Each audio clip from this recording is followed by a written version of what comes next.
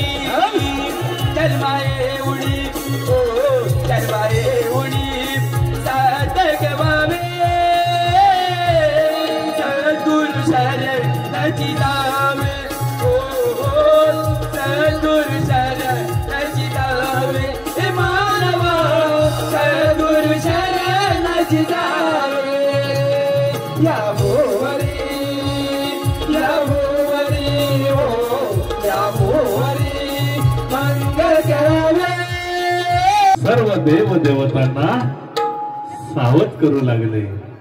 ब्रह्मर्षी नारदाची स्वारी देवांचा राजा इंद्र यांच्या अमरावतीवर. नारायण नारायण आळंदी हे गाव पुण्यभूमी ठाव हो हो आळंदी हे गाव पुण्यभूमी ठाव हो आळंदी हे गाव पुण्यभूमी ठाव हो आळंदी हे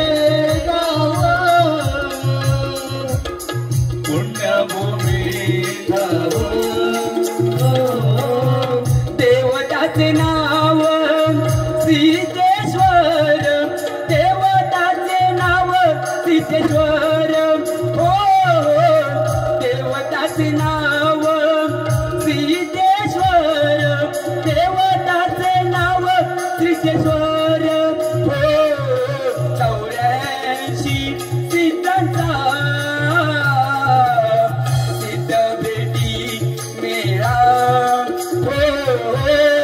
आळंदी हे गाव पुण्यभूमी गाव हो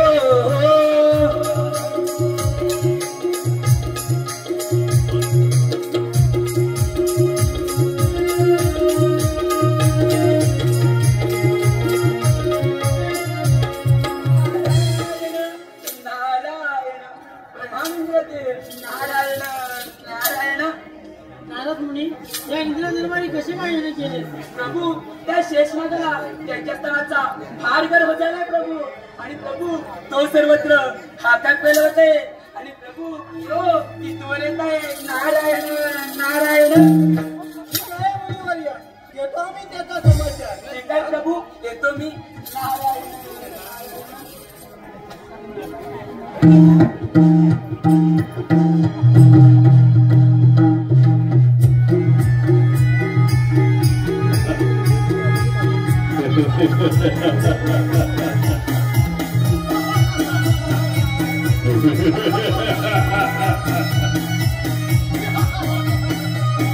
शिशानं आक्रमण केलं. हे देवेंद्रा, हे अमरावती माझ्या स्वाधीन.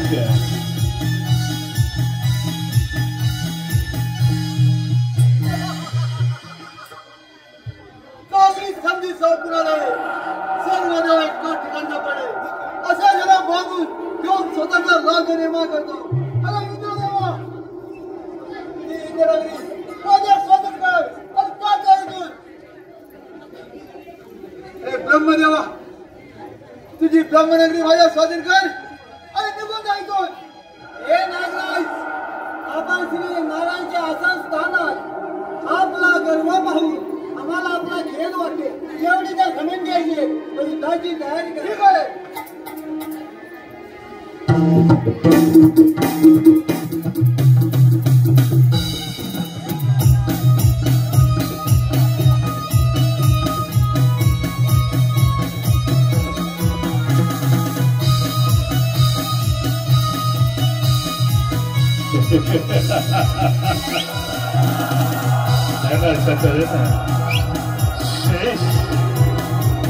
शेष नागाला देवांमध्ये युद्ध सुरू झालं बायवा. गर्वाला आंधळा झालेल्या शेषानं अखेर देवांना युद्धाचं आव्हान केलं. बघ रसिकजना, हे देवांचा राजा इंद्र या अमरावती सोडून जा. ही अमरावती माझ्या स्वाधीन कर. महादेवाच्या गळ्यातील एक सर्वसामान्य शिवगण देवा युद्धाचं आव्हान करू लागला. राजांनी युद्ध सुरू झालं. आपल्या हजारो नाग गणांसह शेषानं आक्रमण केलं देवलोकी.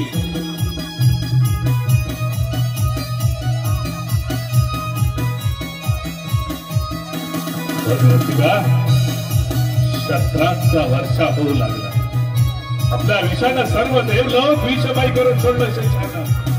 अखेर शेष नागाचा पराक्रम पाहून देवानं आपल्या स्थानाची भीती वाटली. आपलं स्थान वाचवण्यासाठी देव भयभीत झाले. देव शेष नागाचा पराक्रम पाहून देव भयभीत झाले.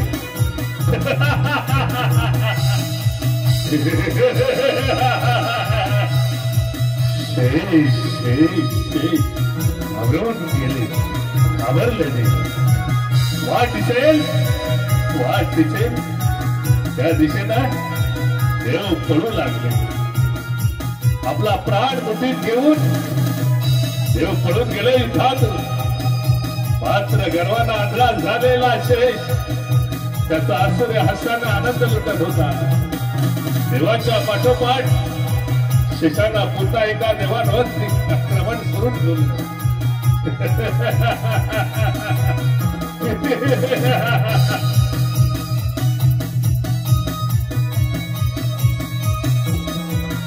हमरे घुबरे झालेले देव, भयभीत झालेले देव वाट दिसेल त्या दिशेला पळू लागले. मात्र शेषाच्या आसुरे हसताना घाबरले. आपलं स्थान वाचवण्यासाठी देव काही दिशा पळू लागले. शेष मात्र त्यांचा पाठलाग सोडत नव्हता.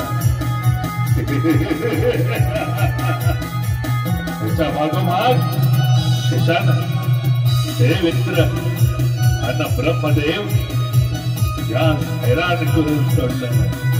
सर्वत्र हाहाकार माजवला शेषानं.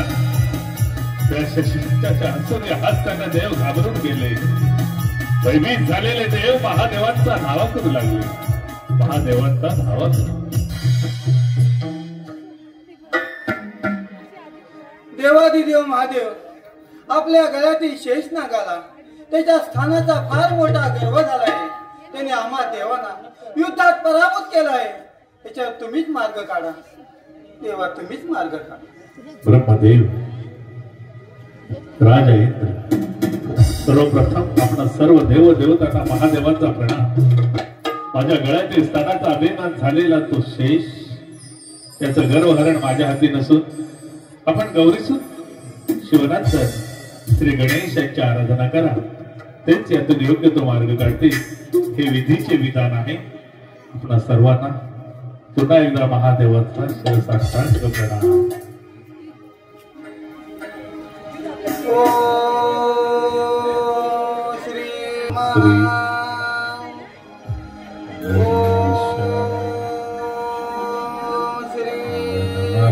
गणेशाय नमः.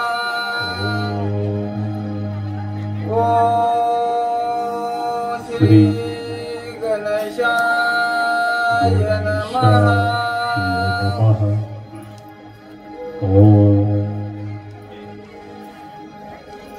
श्री बैसून गरुडावरी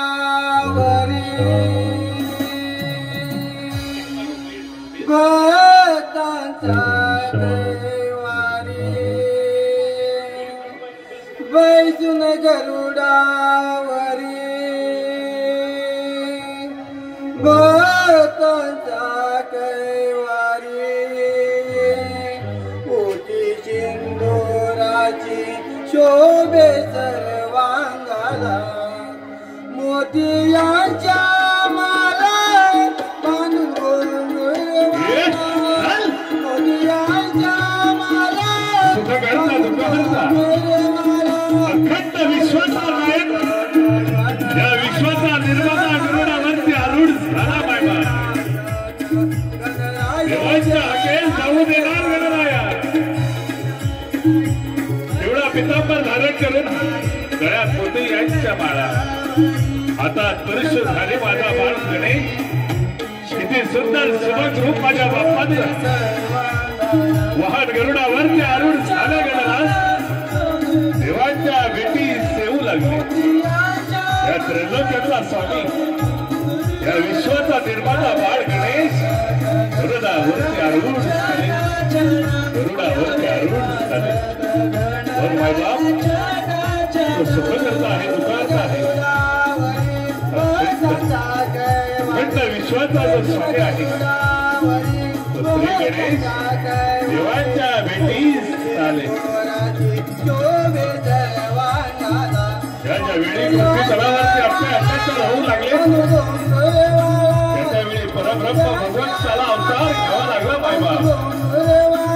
शेष नागांचा गर्व हरण करण्यासाठी गणराज स्वतः गरुडावरती आरूढ होऊन देवांच्या भेटीस जो निर्गुण निराकार आहे, जो निर्गुण निराकार सगुण रूपामध्ये जो वास करतो, अखंड त्रैलोक्याचा स्वामी श्री गणराज गरुडावरती आरूढ झाले. किती सुबक सुंदर रूप गरुडावरती बसलेला माझा बाप्पा. किती सुंदर रूप जो सुख करता दुःखहर्ता आहे. देवांच्या भेटीस धावून आले गणराज. देवांच्या भेटीस धावून आले गणराज. देवांच्या भेटीस धावून आले माझे बाप्पा. देव, कोणत्या बरं विवंचनेमध्ये आपण आहात. माझं स्मरण का करावं आपण. हे गजानना, विनायका, देवादिदेव महादेव त्यांच्या गळ्यातील शेष नागाला त्याच्या स्थानाचा फार मोठा गर्व झाला आहे. त्याने आम्हा देवांना युद्धात पराभूत केला आहे. याच्यावर तुम्हीच मार्ग काढा गणेशा, तुम्हीच मार्ग काढा. देव, आपण निश्चिंत राहा. महादेवाच्या गळ्यातील स्थानाचा अभिमान झालेल्या शेषाची मी घेतो परीक्षा, मी घेतो त्याचा समाचार. कुठे आहे तो शेष? हे शेष नागा हा बाळ गणेश आपणास युद्धात निमंत्रित करतो. आणि अशा तऱ्हेनं श्री गणेशा युद्धाचं आव्हान केलं शेष नागाला. ते आव्हान स्वीकारत अखंड विश्वाचा स्वामी श्री गणेश त्यांच्यावर ते आक्रमण करून येण्यासाठी आपल्या हजारो नाग गणांसह आपलं शेवटचं अखेरचं शस्त्र शेषानं बाहेर काढलं. उग्र रूप धारण केलं शेष नागानं. 5 फणांचा हा विषारी नाग हजारो नाग गणांसह देवांवरती आक्रमण करून आला.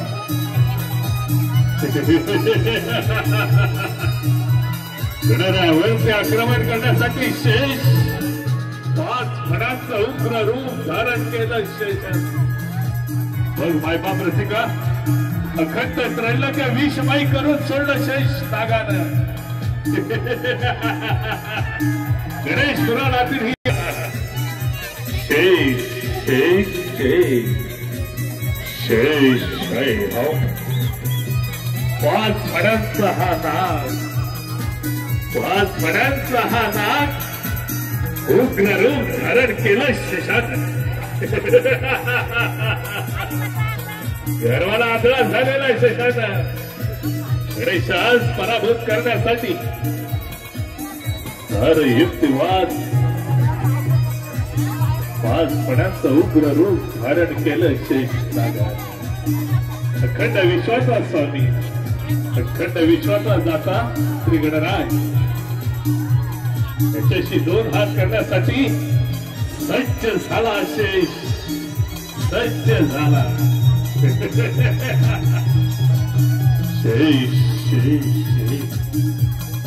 शेष शेष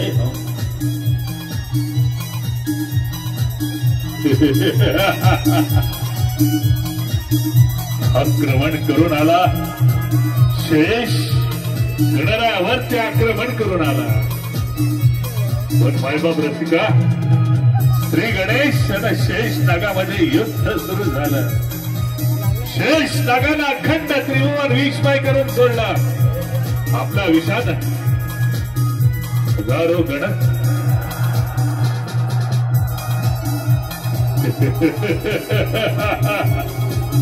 मात्र श्री गणेश आपल्या मुष्टीनं प्रहार करू लागले. शेषाच्या छाताडावर श्री गणेशानं प्रहार केला. गणेश पुराणातील ती कथा काय बोलते? श्री गणेशानं छाती फोडली शेष नागाची. आता मात्र शेष आयाळ होऊ लागला. मात्र असूर्य हास्य त्याचा अहंकार अजूनही उतरत नव्हता.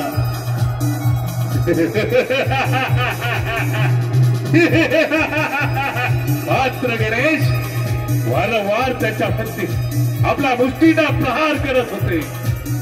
आणि अखेर शेष नतमस्तक झाला श्री गणेशा. उठ हे नागेश्वरा हे शेष नागा उठ. आज तुझाही पराक्रम पाहून मी तुझ्यावरती प्रसन्न झालो आहे. आज तुझं गर्व हरण झालं आणि म्हणून तुला माझी खरी ओळख पटली. माग तुला हवा तो वर माग माझ्याकडे.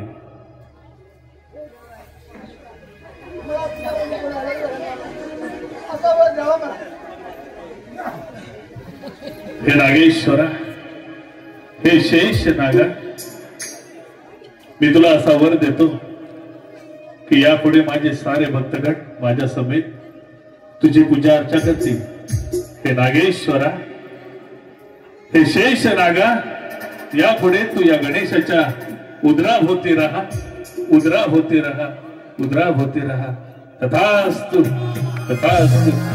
आपण श्री गणेशाची मूर्ती पाहतो आणि त्या मूर्तीच्या कमरेभोवती जो नाग असतो तो शेष नाग असतो. हे असं या कथानकाचं कथानक होतं.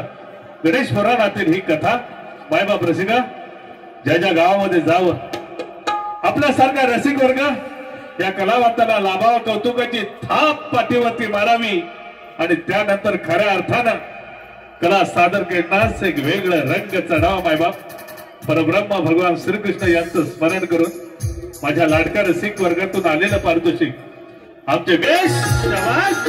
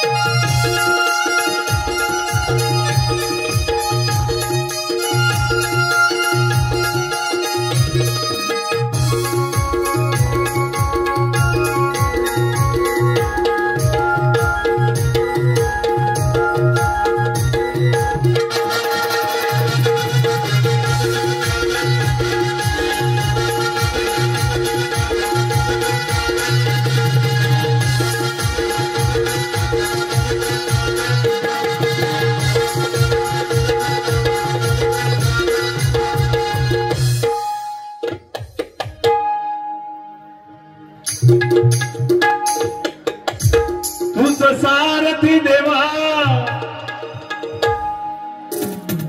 तूच सारथी देवा या जीवन रथाचा तूच दोर देवा या पतंगाचा तूच चालविसी देवा श्वास या जीवाचा तूच चालविसी देवा श्वास या जीवाचा परब्रह्म भगवंताच्या आदेशाशिवाय झाडाचं पाणी हलत नाही आणि म्हणून काय म्हटलंय वर तूच सारथी देवा या जीवन रथाचा तूच सारथी देवा या जीवन रथाचा तूच दोर देवा या पतंगाचा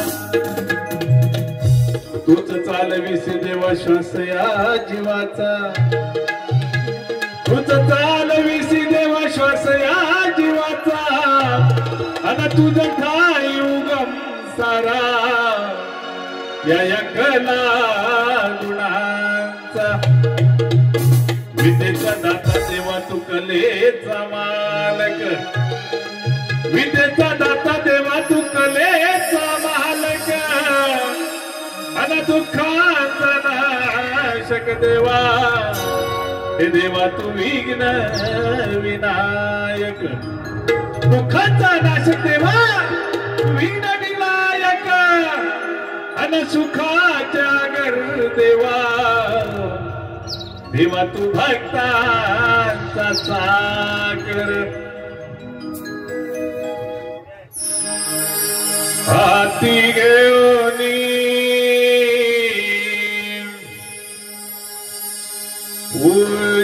पुष्पांच्या माळा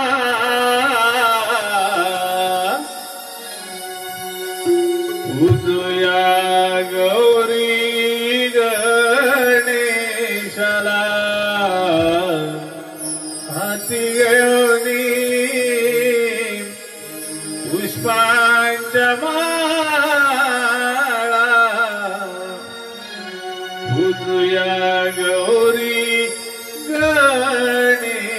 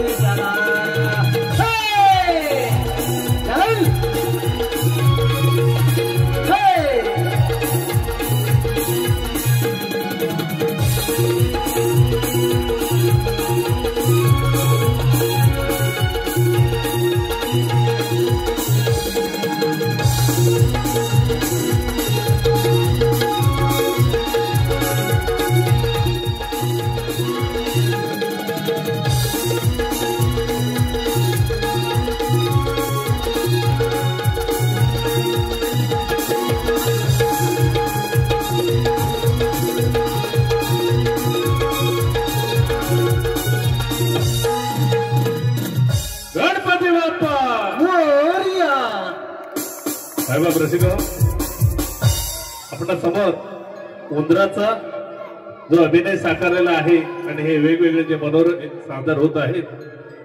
हा कलावंत त्याचं वय आहे 55 वर्ष. मायबाप रसिका नाव आहे वसंत रफसे. कलाकार कधी म्हातारा होत नसतो मायबाप. पुढे पेंद्याची भूमिका साकारणारा हा कलावंत आहे. आपणाला त्याची निश्चितच त्यावेळी ओळख पटेल. वय वर्ष 55. जोरदार टाळ्यांच्या केंद्रामध्ये कलावंतांना मानवंत. धन्यवाद मायबाप रसिक. आज आपण पाहतो की भर दिवसा रस्त्यावरती आपल्या स्त्रियांवरती आपल्या आई बहिणीवरती अत्याचार अन्याय होतात मायबाप. कुणाला न्याय मिळतो कुणाला न्याय कदाचित मिळतो का तर समोर प्रश्नचिन्ह आहे मायबाप. आणि अशा वेळी करुणामय गीत मी गणरायाच्या समोर सादर करतोय मायबाप. शब्दांवरती लक्ष असावा. माणसाची शक्ती जिथून संपते तिथून खऱ्या अर्थानं भगवंताच्या लीलेला सुरुवात होते मायबाप.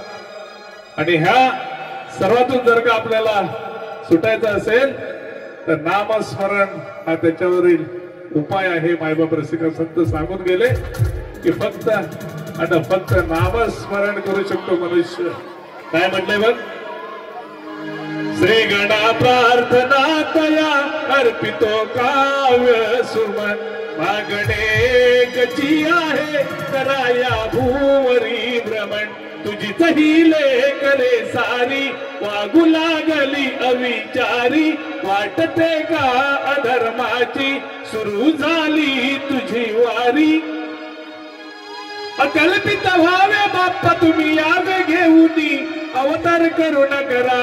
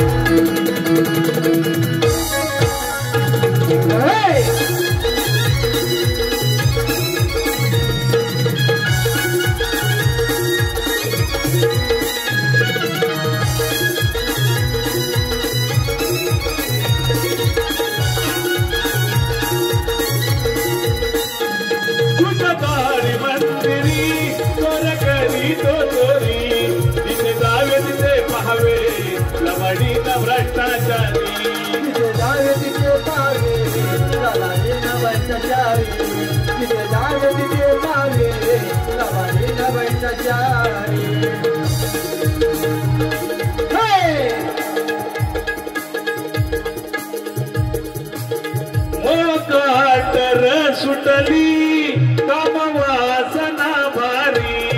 हर दिवसा इथे होते बलात्कार रस्त्यावरी. हर दिवसा इथे होते बलात्कार रस्त्यावरी. हर दिवसा इथे होते बलात्कार रस्त्यावरी. सुरक्षित नाही ते नारी अहिल्याची जाईच्या पोरी. करुणी हाती तलवारी लढेल का पुन्हा तार राणी. अकल्पित व्हावे बाप्पा तुम्ही यावे घेऊनी अवतार करू नगरा. सुख करता तू सुख हरता तुळशीचा पार नगर.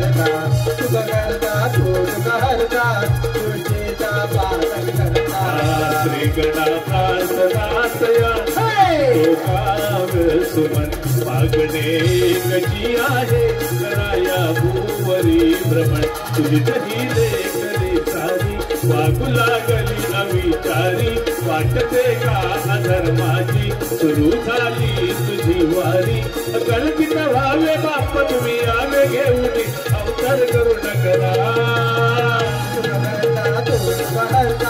तुळशीचा पालन करता तुझा तुळशीचा पालन करता तुळशीचा पालन करता तुझा करता तुळशीचा पालन करता